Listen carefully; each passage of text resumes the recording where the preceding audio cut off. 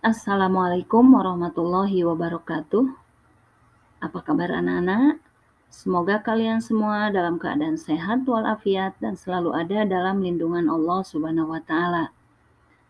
Bertemu lagi dengan Ibu Nani. Kali ini Ibu akan menyampaikan materi IPS kelas 8 yang temanya adalah saluran-saluran dan dampak mobilitas sosial. Sebelum kita mulai, mari kita berdoa dulu bersama-sama. Bismillahirrahmanirrahim. Allahumma anfa'na bima 'allamtana wa 'allimna ma yanfa'una wa zidna ilma.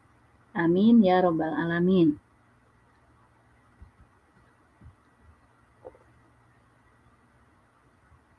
Pada pertemuan yang lalu, kita membahas tentang bentuk-bentuk mobilitas sosial, yaitu ada mobilitas vertikal dan ada mobilitas horizontal.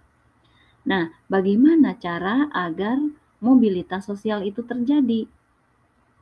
Setiap orang dapat mewujudkan mobilitas sosial di lingkungan atau instansi tempat ia sedang bekerja. Misalnya, seorang guru yang sedang bertugas di lembaga pendidikan, ia dapat mewujudkan mobilitas sosial di lembaga pendidikan. Nah, contoh saluran-saluran mobilitas sosial yang pertama adalah saluran mobilitas di bidang pendidikan. Pendidikan merupakan saluran mobilitas bagi yang bersifat vertikal. Melalui pendidikan, orang dapat mengubah statusnya. Nah, lembaga pendidikan merupakan saluran konkret dari mobilitas vertikal naik, bahkan dianggap sebagai social elevator atau perangkat yang mengangkat dari kedudukan rendah ke kedudukan yang lebih tinggi. Kalian bisa perhatikan gambar berikut. Gambar seorang anak petani yang dia hanya bisa sekolah di sekolah dasar. Jadi orang tuanya hanya mampu membiayai sekolahnya di sekolah dasar. Akan tetapi dia punya keinginan untuk bersekolah ke jenjang yang lebih tinggi, misalnya ke SMP, SMA, atau bahkan melanjutkan ke perguruan tinggi. Nah, dengan tekadnya, dia kemudian mencari uang sendiri dalam usia yang cukup untuk atau yang bisa dia lakukan, misalnya pekerjaan yang bisa dia lakukan dalam usianya itu, misalnya menjual koran, kemudian menjajakan kue-kue secara keliling atau berkeliling. Nah, itu yang bisa dia lakukan. Maka dia melakukannya dengan cara yang seperti itu. Dengan dia berkeliling menjual koran atau menjajakan kue-kue, dia mendapatkan uang untuk membiayai sekolahnya sendiri di tingkat SMP dan seterusnya. Kemudian dia juga bisa melanjutkan ke jenjang yang lebih tinggi yaitu ke SMA, bahkan kemudian dengan kegigihannya dia mampu membiayai kuliahnya. Setelah kuliahnya selesai, dia kemudian berusaha untuk menjadi seorang pengusaha dan akhirnya dia berhasil. Nah, ini adalah yang termasuk kepada saluran mobilitas melalui pendidikan. Jadi, dengan melanjutkan pendidikannya ke jenjang yang lebih tinggi, dia kemudian mencapai apa yang diinginkannya atau yang dicita-citakannya, yaitu menjadi seorang yang sukses. Selanjutnya, melalui organisasi politik. Nah, banyak contoh orang yang memiliki atau meniti perjuangan karir di organisasi politik dari mulai tingkat rendah sampai tingkat tinggi. Contoh, Presiden Republik Indonesia yang pertama adalah Insinyur Soekarno. Ketika mendirikan Partai Nasional Indonesia, dia tidak memiliki jabatan di pemerintahan. Akan tetapi, kemudian dia terus berjuang, ya, dia terus berjuang melalui partai politiknya sehingga kemudian Soekarno semakin dikenal rakyat dan dikenal penjajah. Nah, kemudian setelah kemerdekaan, Bapak Insinyur Soekarno ini diangkat menjadi Presiden Republik Indonesia. Nah, ini mobilitas sosial yang dia raih adalah melalui organisasi politik, yaitu partai politik yang didirikannya Partai Nasional Indonesia. Selanjutnya, organisasi ekonomi. Organisasi yang bergerak diantaranya adalah di bidang perusahaan ataupun jasa yang memberikan kesempatan bagi seseorang untuk mencapai mobilitas vertikal. Nah, di antara organisasi ekonominya adalah ada organisasi koperasi dan badan usaha. Kalian mungkin tahu, di sekolahmu ada koperasi, yaitu yang disebut dengan koperasi sekolah. Nah, tujuan dari koperasi ini adalah untuk mensejahterakan anggotanya. Oleh karena itu, koperasi akan melayani kebutuhan anggotanya dan koperasi sekolah juga akan mengutamakan pelayanan terhadap para peserta didik. Demikian juga dengan adanya koperasi petani, koperasi nelayan, dan koperasi pasar. Jadi, dengan koperasi ini atau melalui organisasi koperasi ini, kesejahteraan anggota dapat diperjuangkan sehingga keberhasilan perjuangan koperasi dapat mencerminkan keberhasilan perjuangan dari anggota-anggotanya.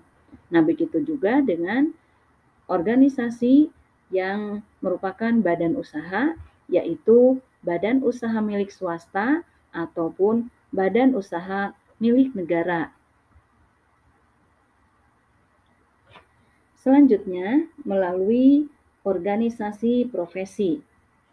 Nah, organisasi profesi yang dapat dijadikan sebagai saluran mobilitas vertikal, contohnya adalah Persatuan Guru Republik Indonesia. Kemudian juga ada Ikatan Dokter Indonesia dan ada Himpunan Pengusaha Muda Indonesia. Nah, bagaimana dengan profesi yang dapat menjadi sarana saluran mobilitas vertikal? Jadi di dalam organisasi profesi ini, orang-orang yang memiliki profesi yang sama, mereka akan kompak dan kuat memperjuangkan profesinya. Jadi seperti halnya ini, organisasi guru adalah salah satu sarana perjuangan para guru dalam bidang pendidikan dan kesejahteraan guru. Jadi mereka selain memperjuangkan pendidikan, PGRI juga memperjuangkan peningkatan kesejahteraan guru.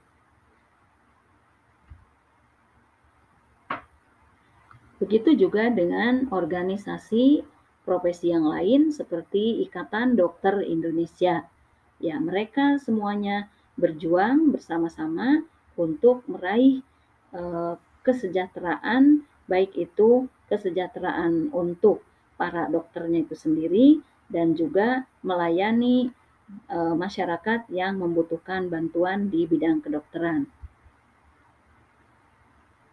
Selanjutnya adalah organisasi profesi yang lain, yaitu Himpunan Pengusaha Muda Indonesia. Nah, ini adalah merupakan saluran-saluran mobilitas sosial yang pertama di bidang pendidikan, kemudian organisasi politik, dan organisasi ekonomi, serta organisasi profesi. Nah, sekarang kita lihat dampak dari mobilitas sosial. Dari mobilitas sosial ini tentunya memiliki pengaruh, ya, baik itu pengaruh yang baik ataupun pengaruh yang buruk. Kalau dalam mobilitas sosial yang bersifat naik atau ke atas atau social climbing, tentu semua orang akan merasa senang. Ya, akan tetapi lain halnya dengan mobilitasnya ke bawah. Ya, mobilitas ke bawah pasti akan mengalami ketidaksenangan bagi orang yang mengalaminya.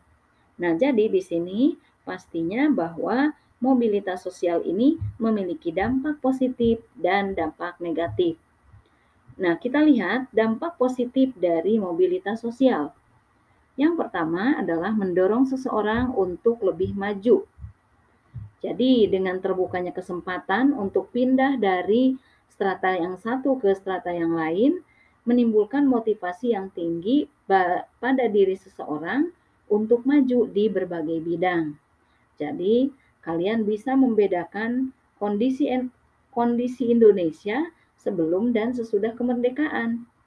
Pada masa penjajahan, rakyat kecil ini hampir tidak memiliki cita-cita untuk menjadi pejabat.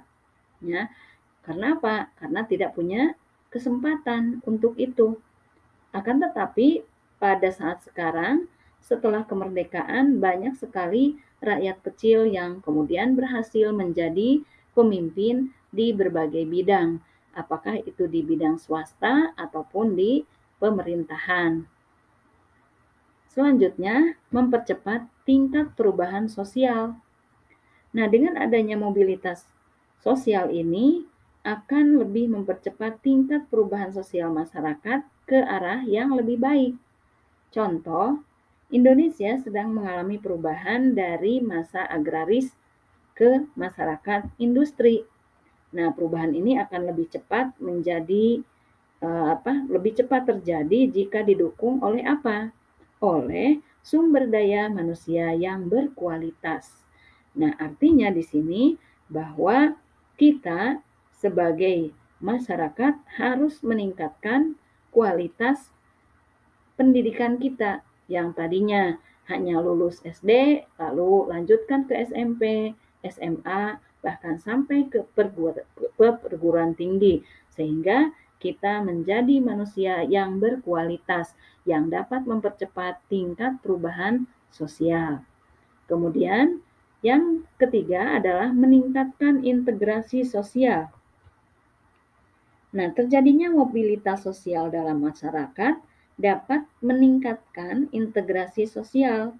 Contohnya, yaitu seseorang akan menyesuaikan diri dengan gaya hidup, nilai-nilai, dan norma yang dianut oleh kelompok orang dengan status sosial yang baru, sehingga tercipta integrasi sosial. Perubahan sosial yang terjadi pada suatu masyarakat akan mendapat respon yang berbeda dari masyarakat yang lain. Nah, ini dari respon ini bisa berupa tantangan, kemudian juga dapat berupa penerimaan. Nah, jadi penerimaan ini pengaruhnya yang diakibatkan oleh mobilitas sosial tentu merupakan salah satu contoh terjadinya integrasi dalam masyarakat. Selanjutnya adalah dampak negatif. Nah, tadi Ibu sudah sebutkan kalau dampak positif tentunya orang akan mengalami kesenangan atau mencapai kesenangannya. Akan tetapi kalau sebaliknya yang terjadi malah dampak negatifnya. Nah, dampak negatif dari mobilitas sosial yang pertama adalah terjadinya konflik. Misalnya, perjuangan karyawan bawahan di suatu perusahaan untuk mencapai kedudukan yang lebih tinggi akan menghadapi persaingan dari karyawan lain, bahkan persaingan atau tantangan dari atasannya yang tidak mau kedudukannya digantikan oleh orang lain. Nah, ini dalam hal ini akan terjadi konflik. Nah, kemudian selanjutnya adalah gangguan psikologis. Nah, banyak sekali orang setelah kehilangan jabatan, baik itu jabatannya karena diganti ataupun karena dia sudah pensiun atau sudah selesai masa tugasnya, mereka menjadi mudah gelisah. Dan kemudian setelah mudah gelisah muncul penyakit-penyakit yang diderita, seperti halnya mengalami darah tinggi, asam lambung, insomnia. Nah, ini merupakan salah satu penyakit yang diakibatkan oleh adanya gangguan psikologis. Jadi, gangguan psikologis ini tidak akan terjadi ya kalau seseorang yang mengalami mobilitas turun dan kemudian dia menerimanya dengan lapang dada dan juga dia bertekad untuk merubah atau untuk berubah. Nah, ini tidak akan terjadi. Gangguan psikologis ini tidak akan terjadi apabila kita menerima apa yang terjadi kepada kita atau yang menimpa kepada kita diterima dengan lapang dada.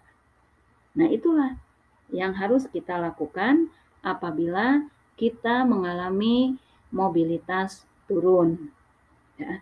Nah, inilah anak-anak yang Ibu bisa jelaskan mengenai saluran-saluran mobilitas sosial dan dampak dari mobilitas sosial.